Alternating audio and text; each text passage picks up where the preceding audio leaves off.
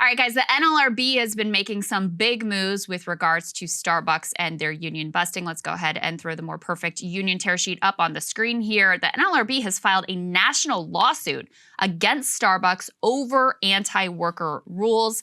They are saying here that federal officials charge the company is systematically violating labor rights with its employee rulebook. Joining us now for an update, we have two Starbucks workers who have been at the forefront of the organizing drive there in Buffalo. We have Gianna Reeves. She is born and raised in Buffalo, works as a shift supervisor at Starbucks, and has been part of the organizing efforts in Buffalo and across the country now since August of last year. We also have RJ Red. RJ is an organizer at Starbucks in Buffalo. They've been with the company since last August, been part of the bargaining committee for their store and contract negotiations, and also helped to draft the joint May Day call to action released with Amazon Labor Union, calling for nationwide demonstrations against union busting. RJ and Gianna, great to have you, both of you guys. Good to see you. Thank you so much. Thank you. It's great to be on. Yeah, our pleasure. Gianna, let's start with you. Just give us an update on, how the organizing effort is going across the country. How many stores are we talking about that have voted yes for the union? How many workers are we talking about? What elections are coming up? Just give us a kind of lay of the land. Yeah, honestly, it's so much going on now when you look at everything on a national scale that it's almost overwhelming, but in a really hopeful way. I believe the last time I checked, when we were going by multiples of 10, it was around 50 to 60 Starbucks locations have unionized now and voted yes across the country. And I believe today, I know of Illinois is planning on voting today and another location. It's honestly sometimes hard to keep up with everything because the momentum just keeps going and going and going. It's fantastic to see. And so, RJ, tell us a little bit about your reaction here to Starbucks CEO Howard Schultz announcing wage increases for non-unionized workers. Like, in what context of union busting and warfare is the company waging against you? Yeah, so I don't see the increases as anything other than a union busting tactic, and I know a lot of other people see it the same way. The company's been slammed for extending these benefits to only the stores that are not unionizing and not to the stores that are unionizing. The argument that they're using is that, well, now that you guys want a union, we can't change your terms of employment or change your benefits or anything because we're forced to bargain about it. So, but that kind of makes it sound like, well, that we offer it to you, but the union would turn it down, so we can't give it to you. But the offer hasn't even been put on the table for us. We're in our bargaining session right now at my store, and I would like to have the same offers that the other stores are getting if it's things that benefit us. RJ, obviously we would still have to. Can you actually talk a little bit about what that negotiation looks like and how it's going? Because this is something that's really important that we've tried to highlight for our audience, both with you all and also with Amazon, is that even after you win the union, the fight is not over, because then you have to fight and bargain for a contract. Oftentimes, companies drag their feet. They're supposed to negotiate in good faith, but they find all kinds of ways to basically get around that, such that a year after organizing units vote to go union, a majority still do not have a contract in place. 2 years down the road, 37% still do not have a contract in place. So how are those negotiations going at your store? Yeah, there's a lot of feet dragging going on. That's kind of the name of the game, it seems like, is to just waste as much time as possible from the companies, and is what it seems like to me.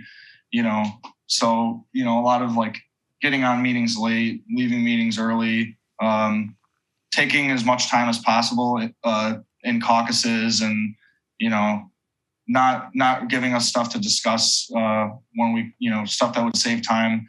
The new thing is trying to basically make it so that we have to meet in person rather than on Zoom. The company says that it would be more productive. I don't really see how that's the case.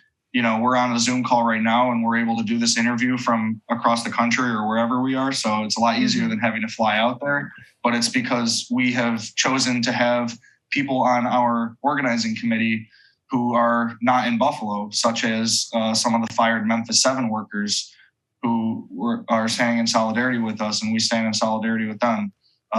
So I view it as just a way to drag the process out, make it take longer, and make it a lot harder for workers outside of Buffalo to actually be on our committee, and as a way to silence the workers that they try to fire for organizing.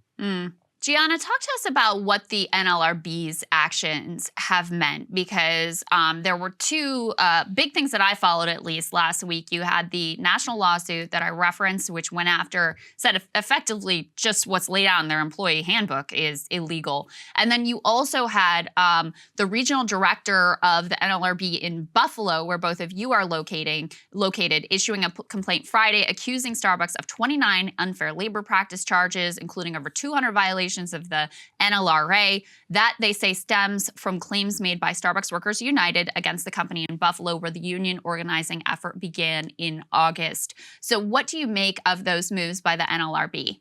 I think that it's a great start, honestly, to everything that's been going on. Buffalo workers, especially, have just been kind of holding their breath, hoping that the NLRB would push for something like this. And then to have it also go national as well is fantastic.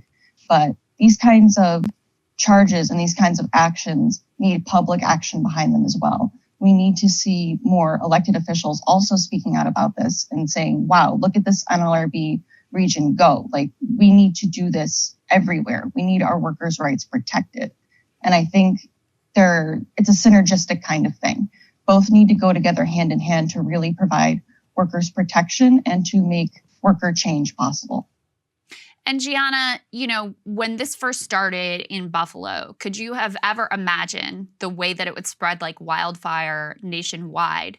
And what do you think it says about what made that happen? And what does it say about sort of the state of the labor movement and how workers are feeling about their jobs at Starbucks? Oh my God, you could not pay me enough money to believe that this would have blown up the way it did. I had no experience with labor organizing before this.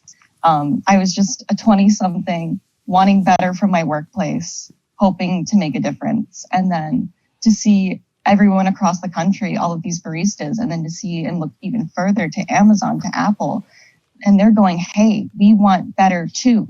We deserve better. And everyone standing together as a collective to fight for that it's what's pushing us forward. We all have each other, and that's a power that cannot be understated, because no matter what corporation, what company you are, you can't take that away from us. Right. Well, it has been very exciting to watch. Please keep us updated with everything that is going on, and great to talk to both of you guys today. It's great talking to you. We support you guys 100%. Thank you. Thank you guys so much for watching. We really appreciate it. Look, it's really interesting, Krystal. We're coming up on that 1-year anniversary. I know the economy and all the downturn and all that, and it can feel really tumultuous, but we just want you to know how much we appreciate you having our back. I mean, the amount of innovation and stuff that we've been able to do here as a show, the amount of new partnerships that we have coming. We've got some more content coming. Actually, I think this weekend will set a single new record for non-Krystal and Saagar partnership content, which is great because that's what building out something really means. We have, Jordan Sheridan, we had him on the ground. It was invaluable in order to have that experience. I just want to emphasize, we really do need your support in order to pay our bills. We have expanded editing and production costs and obviously all of these partnerships as well. And, it's pretty expensive. So if you support us, we can support them. We can continue to build out this ecosystem. And we've got expansion plans, which you're going to be hearing about very time soon. And I just got a very exciting piece of news this morning, which I know our premium subs are going to love in particular. So make sure you go ahead and sign up, and we will see you all on Thursday. Even I don't know what that is. I forgot to tell you about it. Yeah. All right. Well, but I'll tell you now. Yeah. I'm going to pay attention to the newsletter as well. All right. Love you guys. Have a great day. We'll see you here Thursday.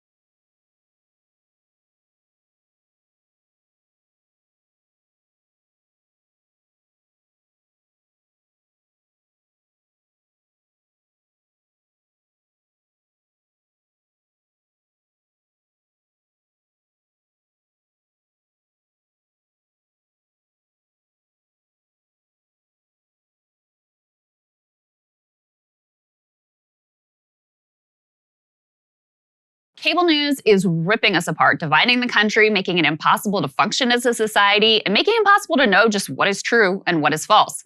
But the good news is they are failing and they know it. That is why we're building something new, a new mainstream, a healthier one, something more trustworthy, something that we are going to need in one of the most pivotal times in American history. We are building up here for the midterms, for the upcoming presidential election, but we need your help. So if you can help us out by becoming a premium member today at breakingpoints.com, we're trying to change America for the better and the entire world. So what are you waiting for, guys? Go to breakingpoints.com and sign up and help us build a new mainstream.